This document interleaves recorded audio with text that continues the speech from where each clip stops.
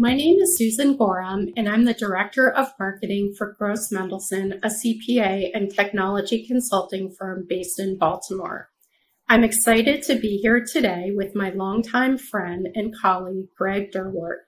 Greg is a senior level operations executive and has served as COO and in other leadership roles in both the public and private sectors for over 20 years. With a love of strategic planning, leading highly engaged teams, and celebrating personal and professional relationships, Greg knows how to focus on what's important at work and in life. We met early in our careers when Greg was still focusing on communications roles, and he has recently returned to his love of writing and published a book on goal planning called The New You, Goal Mapping and Pivoting in a Changing World. Greg, thank you so much for joining me and answering some questions about your book. Thanks, Susan. It's great to be with you. So to kick things off, where did the idea for the book come from? Good question. So you could argue that the tipping point was COVID. So I've been a goal planner for much of my adult life, pretty much out as I came out of college. I've started to use different types of tools and resources, starting with a Franklin planner when it was still in paper form, and reading books and resources like Napoleon Hill and Stephen Covey, and have developed my process over the course of the years. And so because friends and family knew that I was doing this, I would often help them with their goal planning process. And a couple years ago, several folks started saying, you should write a book about this. And I was like, I don't know if I would have time to do something like that. But then COVID hit and everything shut down. And I saw so many people struggling and becoming reflective and maybe searching for more meaning in their lives. And I figured if there was ever a time to try to do this and put this out, now would be the time. So I made the jump. So how did the pandemic affect or change your own personal goal mapping process? I don't think it changed my process. If anything, it helped to reaffirm in my mind the value of having a plan in place. Like so many folks, I lost my job during the pandemic, and if I hadn't had clarity around my personal mission statement and values and long-term goals, I'm sure it would have been much more difficult for me to pivot and adjust and figure out what my next steps were. So having that long-term plan in place made it easier for me to not freak out about what was going on in the moment and just keeping my eye on my long-term goals. So that was helpful. The term goal mapping is in the title of the book. Can you explain exactly what goal mapping is? Sure. So you're not old enough to remember this, but before GPS and Google Maps, we used to have like actual paper maps that would fold up, and we would try to get them back in our glove boxes. And when I had sales jobs when I was in college, we had these ADC maps that you would flip to figure out where you were going, and it was a turn-by-turn instruction on where to go. So I like using just the symbolism of a map, and just using a map as a way to get to your destination. And so goal mapping and the goal mapping process that I've put together is essentially a 5-step process that walks you through identifying, what you're made of, like what are your values, your roles, your passions, your unique abilities. What is your purpose? What is your vision? Then talking about what your goals are, and then what are the tactical steps and processes that you'll use to implement your goals. So it's a 5-step package that I've put together that I've used to help coach folks through that process. Now, Greg, you and I have known each other a very long time. One thing that impressed me early on when we were in our 20s is that You've used a structured goal planning process like this.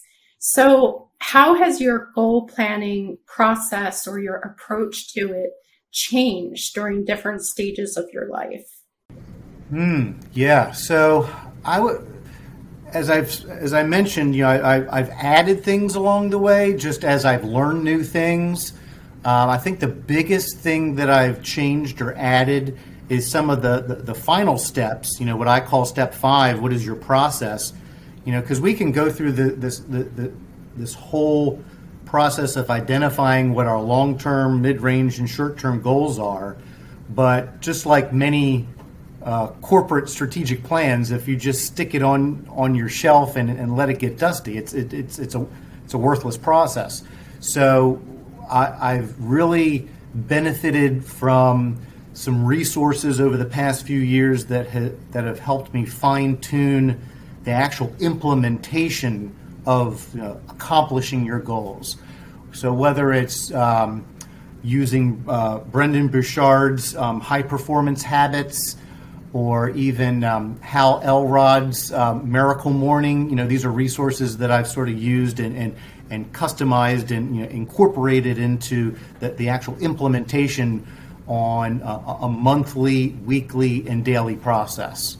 That brings me to my next question. Your goal mapping philosophy or approach is quite holistic. Which components of their life do you encourage people to incorporate into their goal planning? Okay, yeah. So I over the years, have identified for myself personally 7 different categories where I create a vision statement and then goals for each of those categories. So I personally use faith, family, career, wealth, health, knowledge, and community as categories where I identify goals for each of those categories. And those are things that I've identified that are important to me in my life, based on my values and my priorities in my life. I would recommend that folks think about using some or all of those categories, but you can identify different categories depending on what resonates with you. So it's quite a personal process.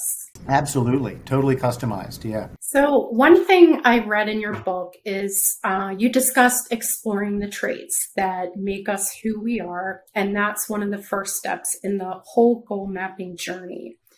That can be a daunting first step for some people. What's your advice to someone for conquering that first step? So yeah, definitely. I start with that as the first step, even before identifying what your purpose statement or your mission statement is. And so when we talk about what are your values, I like to suggest to folks, identify, think about the like your mentors and the people in your life that inspire you.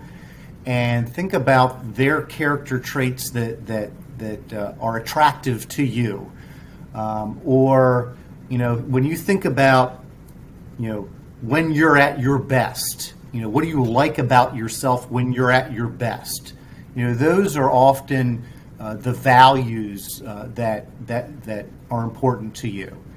So I suggest just brainstorming a list of what you think your governing values are, and you can tweak them and narrow them down. And I suggest folks come up with a list of at least 5, maybe no more than 10 of the different values that are important to you.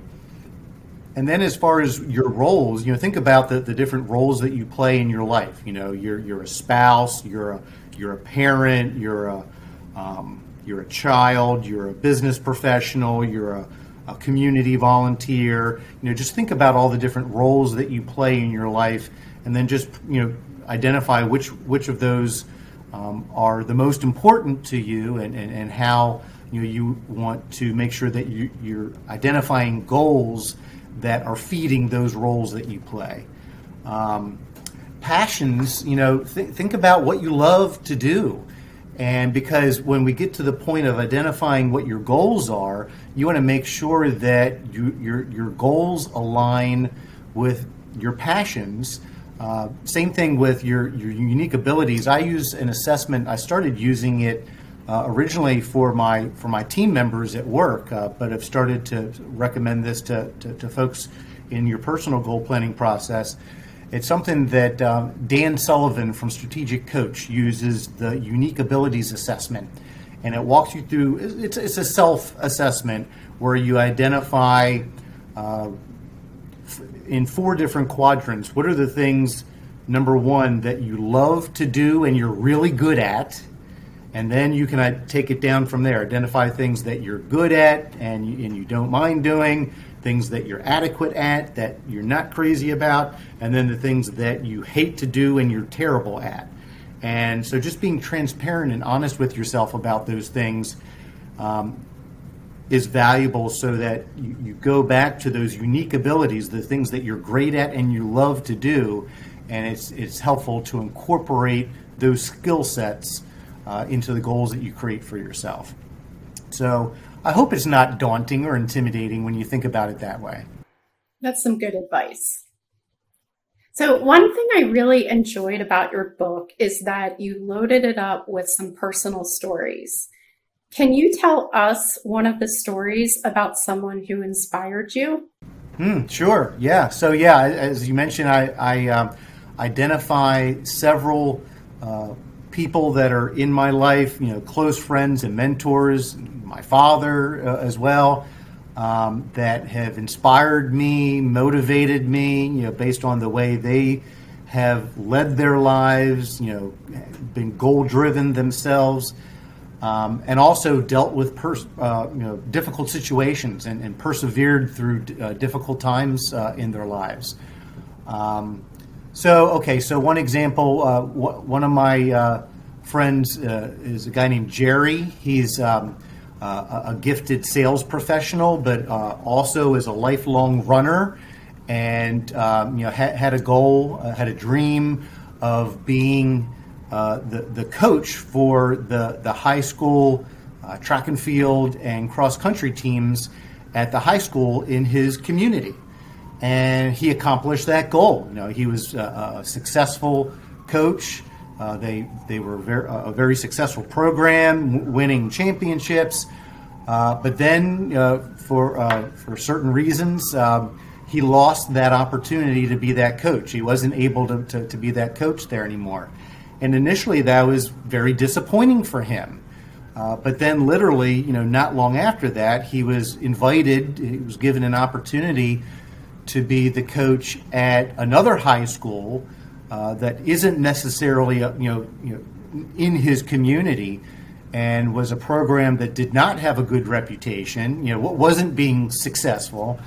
And he realized, this was an opportunity for him to pivot and still serve in the role as a coach and be a mentor to these young kids and show them the value that comes from the discipline of training. And he's now turned that program into one of the most successful programs in the state, and he's been a positive role model and influence for these kids in this other community. So it's an example of perseverance and also just keeping your eye on the long-term vision and pivoting as situations come up. So in chapter 2 of your book, you invite readers to write their personal mission statement. I'm curious to know what your personal mission statement is. Oh, sure. So my personal mission statement is to be a successful servant. So I keep that in mind as I go through the process of writing and updating my goals. I want to, whether it's faith, I want to be a servant, in my church and to my God, family and community. I want to serve them. What career goals? I want to make sure that I'm being a good leader for my team members, and service oriented to our customers, and so that sort of encapsulates, all the things that are important to me. So that when I went through that process of what are my values, the roles that I play, that's how I came up with that purpose or mission statement. I like how simple it is. Yeah, I recommend, there's a lot, at least in the corporate world, I notice a lot of mission statements that are like a page long, and I think that there's more value and you get more out of having a very clean, simple 1 or 2 sentence mission statement that can be easily memorized and easily referred to. So you've mentioned faith a couple of times in our conversation, and it's certainly mentioned in your book. You don't often see a whole lot about faith in goal planning books. Tell me the role that faith plays in your own goal setting. Sure. Well, I'll admit that it wasn't always a central component. Early on, in my 20s and even into my 30s,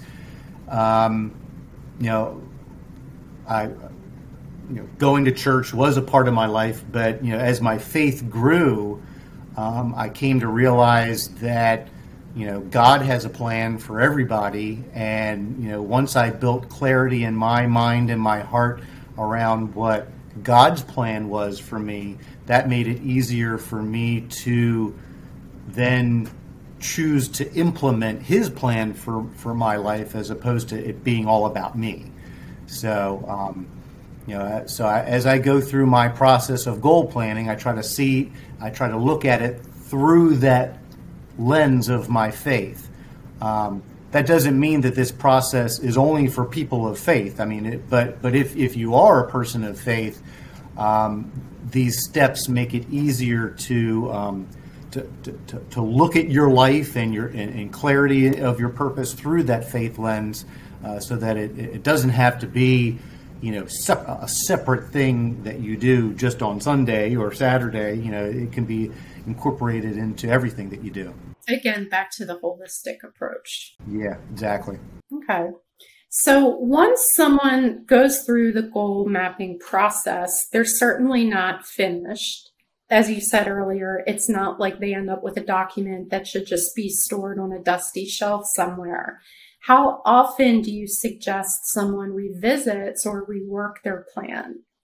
Yeah, great question. So I'll first mention, the actual goal planning process that I recommend to folks. It starts with the Stephen Covey concept of beginning with the end in mind. I encourage you to look at long-term goals first, and that can be 5 or 10 plus years out in the future. And then the next step would be to look at mid-range goals, which I say can be 3 to 5 years out in the future. And the sole purpose of those mid-range goals are to be stepping stones to help you accomplish the long-term goals.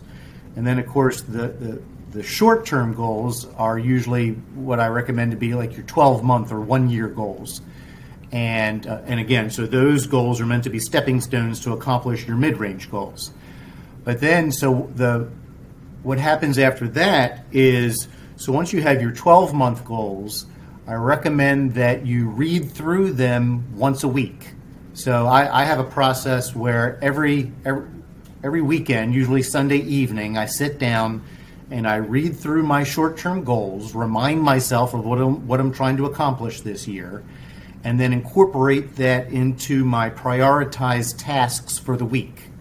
And once I do that, then every morning I have a morning process where I read through my prioritized tasks for the week and then determine, all right, what are the things that I'm going to do today?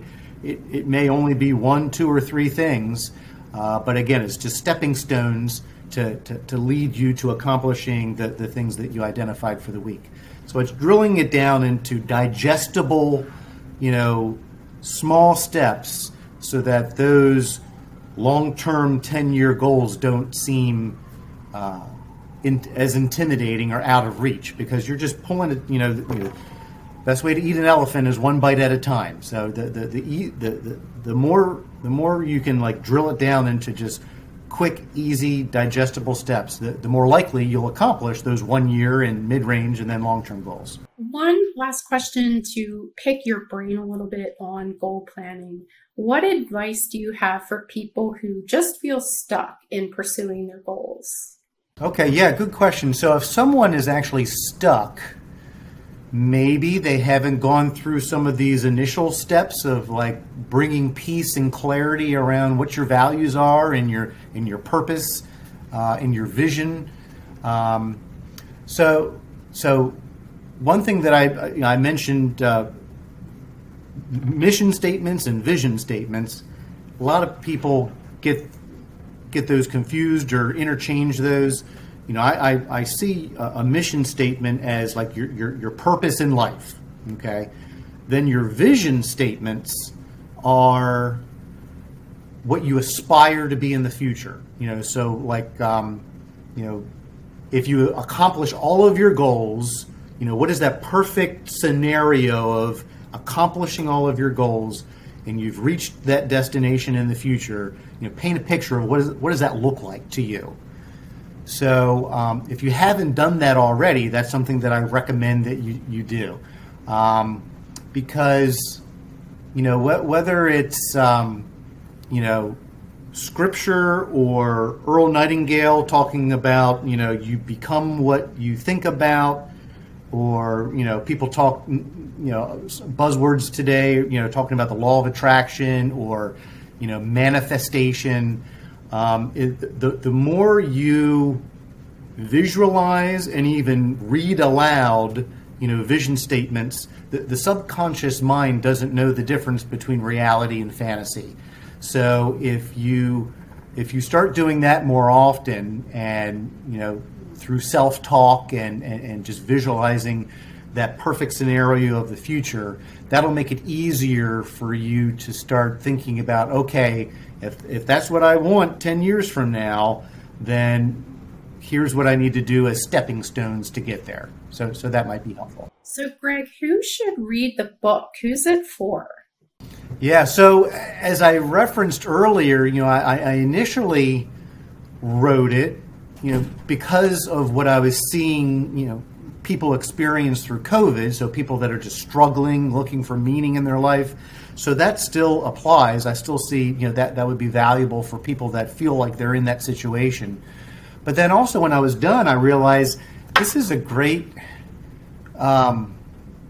tool for recent college graduates or young professionals that are still trying to figure out what to do with their lives.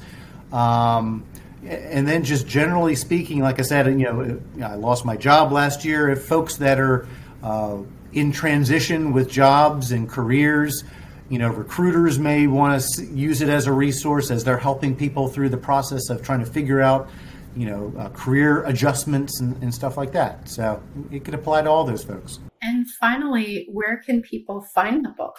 It's available on Amazon. So if you just go to Amazon and plug in my name and the new you'll find it on Amazon. It's available as paperback and Kindle. When people ask, I recommend people try the paperback because I've gotten used to recommend to others writing in the book.